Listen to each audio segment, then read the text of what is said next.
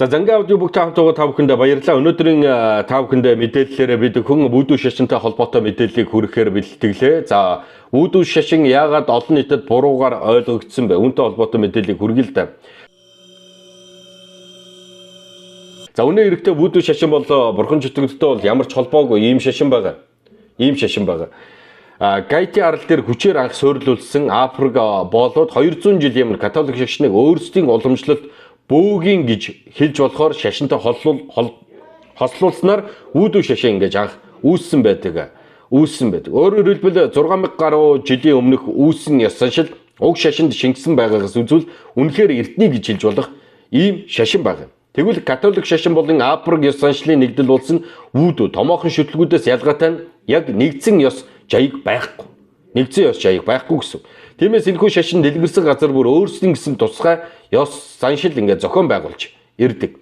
Гэхдээ судлаачид өнөөгийн Бени улс болон Африкийн Баруун Африк, Конго буюу Төв Африкийн омгууд дахь уламжлалт шашин зарим талаараа үүдүүтэй адил байгааг тогтоосон байна. За тэгвэл жохондоо тэдгээр омгуудын ёслолын хөгжим бүжиг өвг дээдсээ шүтэх үзэл үүдүүд шингэж үлдсэн байх бүрэн боломжтой. Өөрөөр хэлбэл 1791 оны 8 сарын 14 онд Жан Франсуа, Жорж Пиосо, Жано гэд 3 бол нийлж цуглараад үүдүүгийн ёсоор гахай нэдлаа дахил өргөсөн байна. Энэ нь дайснаа дарах ёслол бөгөөд тэд дарангуулагчдаг босгох хэмээн тангараг өргөсөн байдаг. Энэ 3 бол болон бусад боолууд. Ийхүү дэлхийн түүхэн дах хамгийн том боолын бослого эхэлсэн. Ингээд Гайтийн хувьсгалын үе буюу 1791-ээс 1804 оны үед Үрдүнд хар арьснуу цагаан арьст колончлогчдыг хүүс тэмтэрч өөрсдөө болжлоос чөлөөлсөн явдал. Үүний дараа гайчууд чөлөөтэй аялах хэрэгтэй болсон бөгөөд тэд үүдүүг Америкийн нэгдсэн улсад нэвтрүүлсэн. Ингээд хувьсгал гарснаас 13 жилийн дараа олон цагаачид Луизиана мужид суурьсан бөгөөд тэндээ үүдүү шашныг анх тарааж дэлгэрүүлж эхэлсэн. Ингээд Луизиана тухайн мужид ялангуяа хамгийн том хот болох Нью Орлеанс нь Америкийн нэгдсэн улсын үүдүүгийн төв болсон. Өнөө үед ч гэсэн тус хотод үүдүүгийн үлдээсэн нөлөөг мэдэрч ингэж харж болохоор ингэж өргөн хүрээнд ингэж тархсан байгаамаа. За тэгвэл үүдүү шашин яагаад хамгийн буруугаар ойлгогдсон шашин бэ? Энэ олон шашин дотор хүнээр дахил өргөх ёс хараал гэд үүдүү шашин дэлхийд дахин муу нэрээр маш их алдартай. Цөөн тооны хүн уг шашиныг шүтдэг бөгөөд харамсалтай ном зохиол кино гэд бүхий л зүйл дээр тэднийг буруу номтнууд болгож дүрсэлдэг. Бодит байдал дээр тэр үүдүү итгээд харагддаг болохоос бусад шүтлгүүтэй адилхан энгийн шашин юм бэ. Тэгвэл яагаад үүдүү буруугаар ойлгох болсон бэ? 21-р зууны үүдүү. Азар орчин үед хүмүүс мухар сүсэгт итгэхэн байж үүдүүг итгээд ёс хэмээн хүлээж авах шашин гэж хүлээж авах болсон. Нью Орлеанс соддох чухам өөрийн өнгө төрхийг үүдүүтэй холбож чадсан учраас үүгээрээ жуулчдыг маш ихээр татаж эхэлсэн. Учир нь үгээр кино, ном зохиол дээр аимшигын кинон дээр үүдүү шашинтай холбоотой, үүдүү шашинд ашигладаг күгэлдөөтэй холбоотой зүйлүүдийг мэдхийн тулд жуулчид маш ихээр анхаарал хандуулж эхэлсэн байх. Хэрвээ та тус хотын хотоор Орлеанс хотод гудмаар явах юм бол үүдүүтэй холбоотой бэлэг дурсгалын зүйлс графи буюу энэ ханын том зургуудыг хаасайгүй харах бүрэн боломжтой. Үүний хажуугаар хүмүүс зөв ойлголт өгөх үүднээс олон тооны сайн дурын байгууллагууд үүдүүгийн талаар зөв мэдээлэл тарааж эхэлсэн байдаг. Өөрөөр хэлбэл энэ шашны тухай мэдээллүүдийг хүмүүст хүргэж эхэлсэн гэсэн үг.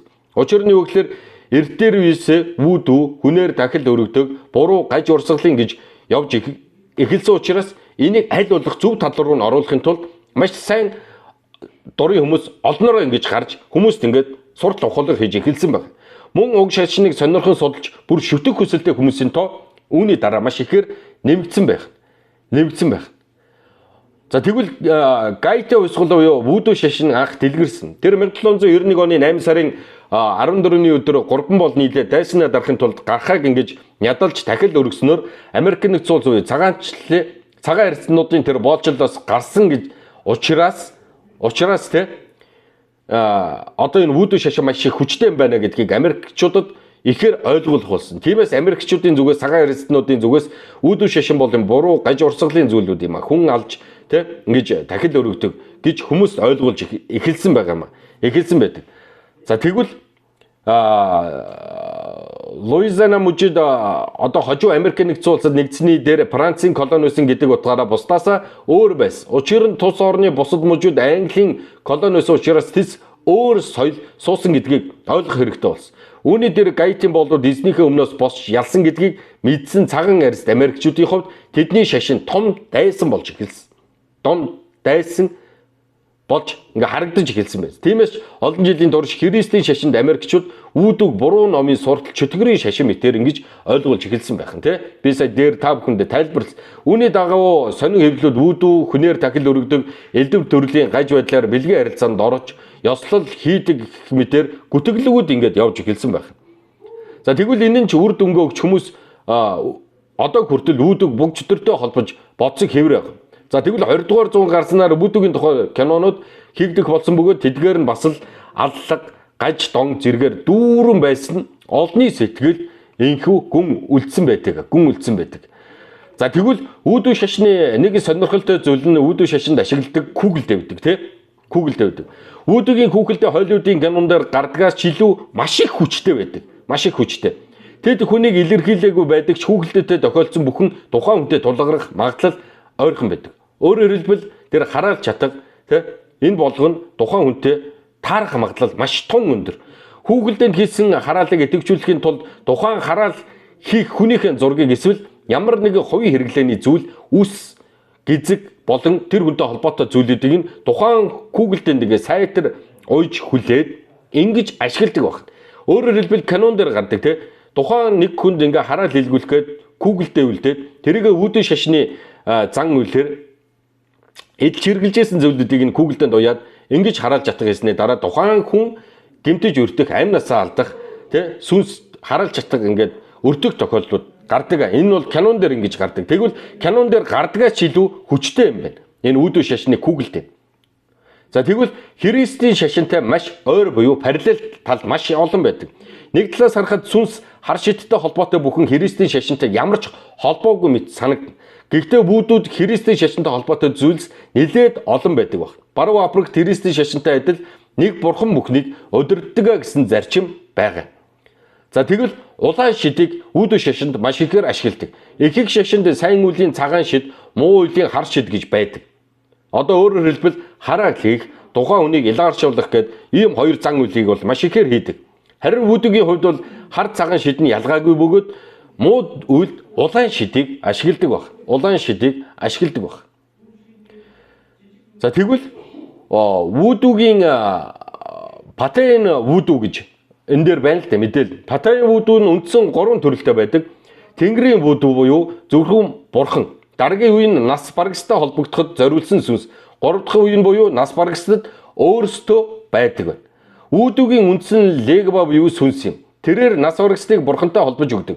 Бүх нас барагстад лебагаар дайрч нөгөө ертөнцид очдог баг.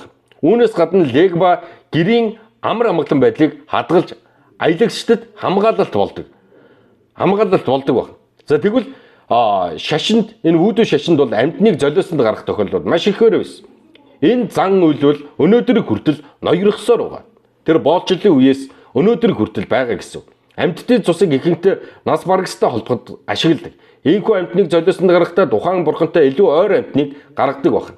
Өөрөөр хэлбэл 1700 оны үед гурван боол нийлээд тэр цагаан арьст боолжил, дарангуул, колончлолоос гарахын тулд гахаа алж нядлаад дахил өргөж зан үйл үйлснээр төд удалгүй тэрхүү боолчлолоос гарсан гэж үздэг учраас тэр үеэс өнөөдөр хүртэл амьтан одоо алж ингэж зан үйлээ үлддэг. Гэхдээ энэ үед бол амьтны цусаар нөгөө ертөнц буюу нас барагчдын сүнстэй холбогдоход ашигладаг баг.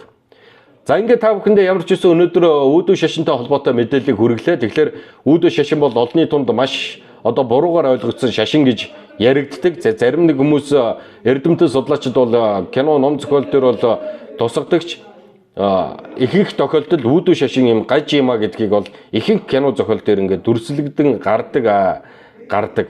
За ингээд та бүхэндээ үүдүү шашинтай холбоотой мэдээллийг хүргэлээ. Занга аудио бүгдээ хамт байгаарай. Дараагийн мэдээлэлээр та бүхэндээ илүү сонирхолтой мэдээллүүдийг ингээд хүрэх болно гэдгийг ингээд хүргэмээр байна. Subscribe дарахаа мартаоцай.